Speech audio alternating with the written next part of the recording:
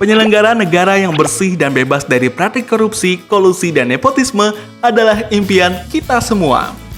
Sebagai upaya mewujudkannya, pemerintah mengamanatkan seluruh penyelenggara negara untuk melaporkan dan mengumumkan serta bersedia diperiksa harta kekayaannya dengan diterbitkannya Undang-Undang Nomor 28 Tahun 1999 tentang penyelenggaraan negara yang bersih dan bebas dari korupsi, kolusi, dan nepotisme.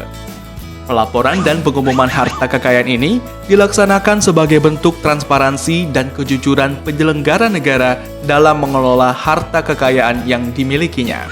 Laporan tersebut disampaikan dalam bentuk laporan harta kekayaan penyelenggara negara atau LHKPN yang berisi uraian dan rincian informasi mengenai data pribadi, harta kekayaan, penerimaan, pengeluaran, dan data lainnya atas harta kekayaan penyelenggara negara.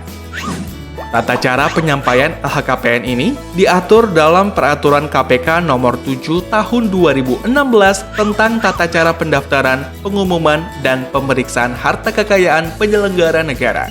Agar proses pendaftaran, pengumuman, dan pemeriksaan harta kekayaan berjalan dengan lebih efektif dan efisien, maka peraturan tersebut diubah ke dalam Peraturan KPK Nomor 02 Tahun 2020.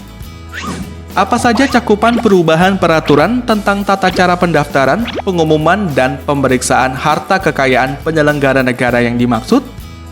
Pertama, penambahan definisi suami atau istri, anak tanggungan, dan tanda terima.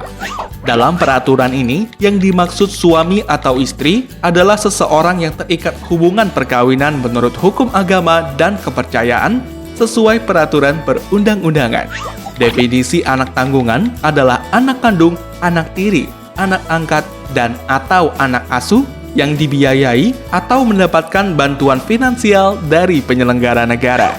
Sedangkan tanda terima adalah dokumen yang diberikan oleh KPK kepada penyelenggara negara sebagai bukti telah memenuhi kewajibannya dalam menyampaikan LHKPN secara lengkap. Berdasarkan penambahan definisi tersebut, maka harta kekayaan yang perlu dilaporkan oleh para penyelenggara negara tidak terbatas pada harta kekayaan yang dimilikinya, tetapi juga harta kekayaan yang menjadi milik pasangan dan milik anak dalam tanggungan penyelenggara negara.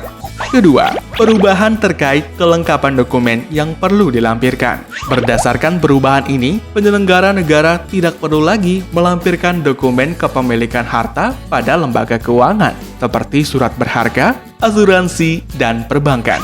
Penyelenggara negara cukup menyampaikan lampiran 4, yaitu surat kuasa untuk lembaga keuangan atas nama penyelenggara negara, pasangan, dan anak dalam tanggungan yang berusia lebih dari 17 tahun yang telah ditandatangani di atas materai.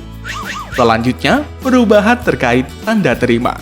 Berdasarkan perubahan ini, tanda terima hanya diberikan kepada penyelenggara negara yang telah memenuhi kewajibannya dalam menyampaikan LHKPN secara lengkap berdasarkan hasil verifikasi administrasi oleh KPK.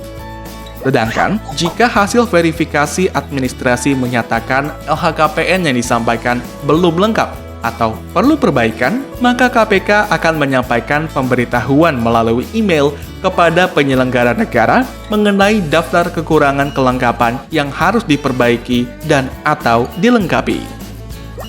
Selanjutnya, penyelenggara negara wajib melakukan perbaikan dan atau melengkapi LHKPN paling lambat 30 hari kalender sejak pemberitahuan disampaikan. Jika kewajiban pemenuhan kelengkapan tidak dipenuhi, maka LHKPN tidak dapat diproses lebih lanjut, sehingga penyelenggara negara yang bersangkutan dianggap belum menyampaikan LHKPN. Dengan adanya perubahan peraturan tersebut, maka secara singkat, alur LHKPN dapat digambarkan sebagai berikut. Perubahan berikutnya yaitu terkait pengumuman LHKPN. Berdasarkan perubahan ini, penyelenggara negara tidak perlu memberikan surat kuasa kepada KPK untuk mengumumkan harta kekayaannya, tetapi cukup dengan memberikan persetujuan melalui website e-LHKPN pada saat proses pengiriman LHKPN.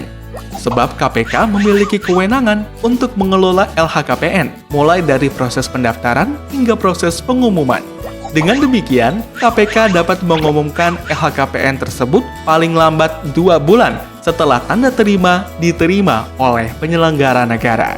Pengumuman LHKPN ini dilaksanakan secara elektronik melalui media pengumuman resmi KPK yang dapat diakses secara luas oleh masyarakat.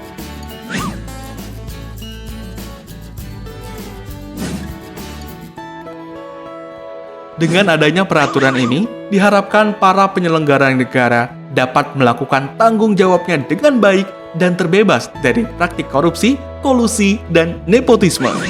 Dengan LHKPN, transparan itu mudah.